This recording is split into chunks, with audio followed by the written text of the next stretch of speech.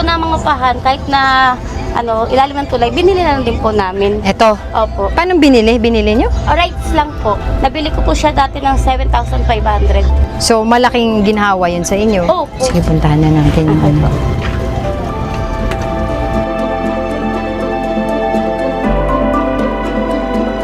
So, ito ang daanan papunta sa bahay nila Bunso. No? Makitid siya.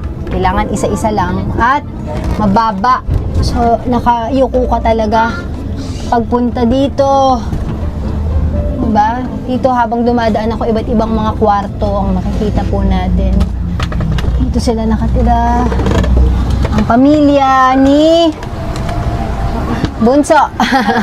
Pasensya niyo na po yung bahay ko. Okay lang po. Okay. Ilang kayo dito? Bali, 6 po. 6 na kahiga dito? Opo. Puro pag ganun, kailangan po pantay-pantay, hila-hilera kasi hindi po kami kakasya kung may pabalag-balag pa, diba? Oo. Bawal malikot, matulog. Kanina nararamdaman ko, may mga, yung dagungdong, ayan.